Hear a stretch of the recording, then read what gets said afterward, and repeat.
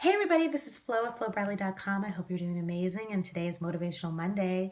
And today's 3 simple tips, what I want to share with you is how to have better interpersonal skills with people, how to build better relationships, whether that's with your family, maybe your kids are making their beds and you're yelling at them, how to not yell at them and have them enroll with you and they are getting excited about making beds, or maybe you want your spouse to put down the toilet seat or whatever people fight about these days. Minimize that. Or maybe you're in marketing and sales or some type of business, you're calling on clients, and how do you build solid relationships with them and develop that over time? This just training is going to help today. So number 1 is read.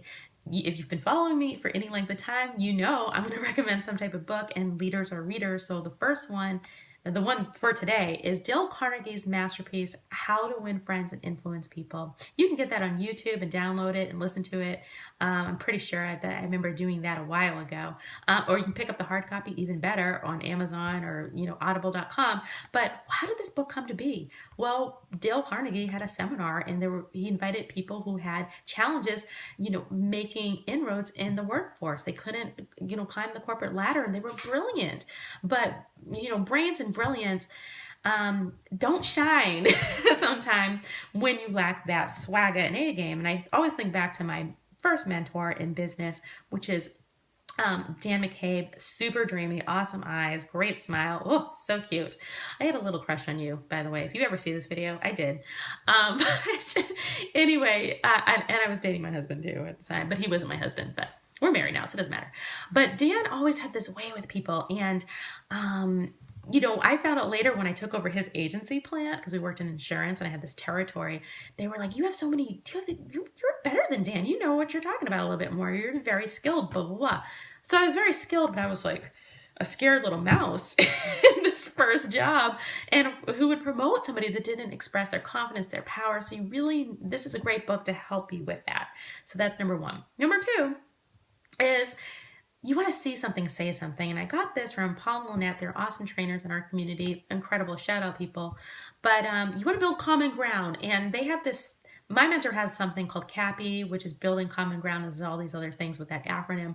But see something, say something is very, very easy. Right now I have a run shirt. So I'm going to give you an example. It's a 100-mile club. I got to 100 miles within a month and got this t-shirt. I run marathons.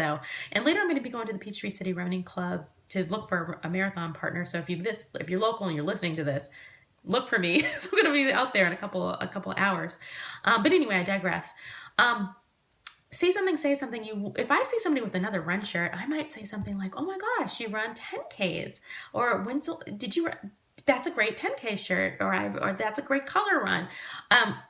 Did you run that, or how many times have you run a 5K? And it's going to open up a conversation, which can progress it forward. Okay, so you want to give ways to progress a conversation forward by seeing something that's in common with you. You have kids. Everybody loves kids, even if you don't have them. Oh, this child is so cute. How old are they? And you want to ask a question. So you see something, say something, ask a question. It's going to start a dialogue. And then if you have whatever next steps for you, whatever you're doing, whatever your purpose is, it's just, again, going to build that rapport. That's what you're really looking to do, is build that rapport first. Okay. And you ask an open-ended question, because then it gets that person talking. And this segues into number 3, which take the focus off yourself. I put this on my program page, which is anybody who's looking to learn about what I do. I invite them into my program page. It's awesome. Lots of motivation. It's a lot of fun. If you want to learn more about that, let me know.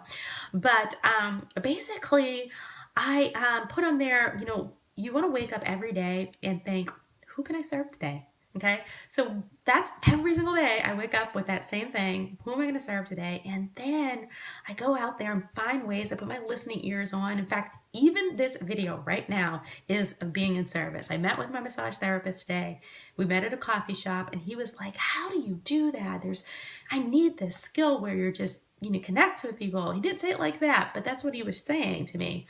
But he comes from Turkey. He's amazing, great massage therapist, super funny, but there's some language barrier stuff, and there's some cultural stuff that is different, and he hasn't developed that skill, admittedly, and I love him because he was very honest, because a lot of people don't have that skill down, and it's very important, not just for business, it's very important for life, and being like a great friend, having those listening ears, being in service every single day.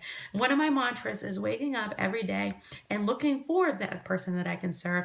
And, one of my mentors said, everything you give away, you get to keep. Okay. So whatever you put out there, whatever you plan, if you're planting seeds of service, you're going to get that back. People are going to want to help you out. And that's what it's about that reciprocity, even though it's not an intentional thing. It's just a great way to show up, and you're going to build awesome, awesome relationships when you can do that. So this is Flo with FloBradley.com. Please share what you're taking away and share this message.